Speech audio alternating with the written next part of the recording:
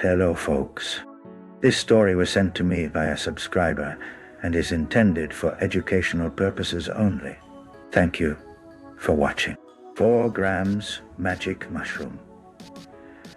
The day the sofa got philosophical. It started as a typical Saturday. Nothing special, just me lounging on my well-worn sofa, ready to dive into 4 grams of magic mushrooms. I was feeling adventurous, hopeful for a journey that might offer some insight or at least a good laugh. What I didn't expect was for my sofa to turn into the most philosophical couch I'd ever met. About 30 minutes after ingestion, the room began to breathe. Walls pulsed gently. The carpet rippled like water and the sofa beneath me. Well, it started talking. Not in words exactly, but more like a vibe, a gentle hum that seemed to vibrate through the cushions. I blinked hard, convinced it was the mushrooms kicking in. Hey there, human. The sofa seemed to say, ever wondered what it's like to carry the weight of your thoughts? I laughed nervously. You're a sofa.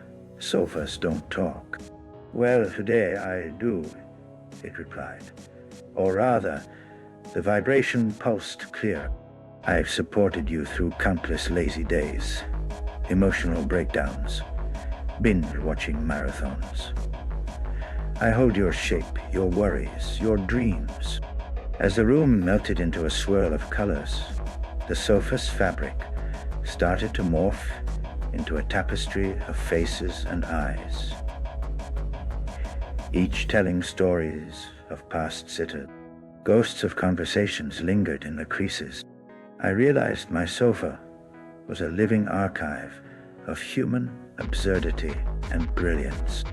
Then came the weirdest part. The sofa started posing questions. Deep, ridiculous, hilarious questions. If chairs could talk, would they gossip about us? Would tables hold secrets? Would the fridge judge your midnight snacking? I was hooked, and somehow I answered, probably. The fridge definitely judges. The sofa chuckled.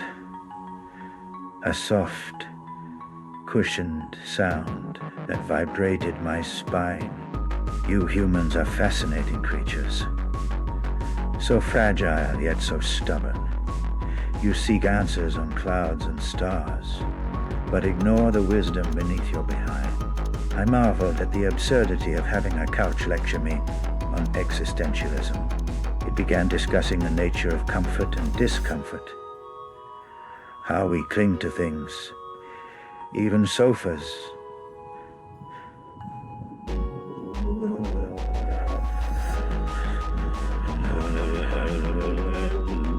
Even when are a little threadbare or sagging. Time lost meaning.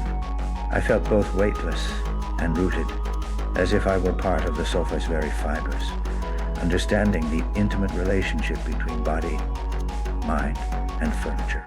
At one point, the sofa told me about a parallel universe where furniture ruled humans, where sofas debated philosophy and humans were the ones who had to support their heavy thought.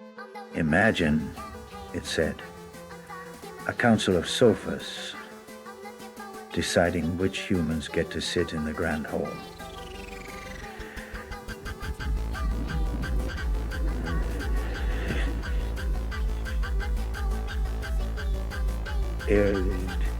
Ruthless critic. I laughed till tears streamed down my face. I hope they have comfy cushions. As the trip peaked, the sofa's voice faded into a soothing lullaby of fabric threads weaving and unweaving. The room slowed its dance. Colors softened. And my mind began to drift back to baseline reality. When I finally stood up, the sofa looked just like a sofa again, threadbare, a little sad, but somehow wiser. I sat back down, and the sofa seemed to sigh contentedly beneath me. The next day, I caught myself talking to it, thanking it for the unexpected wisdom and laughter. Maybe it was just the mushrooms. Or maybe, just maybe, my sofa had a soul all along, waiting for the right trip to tell its story.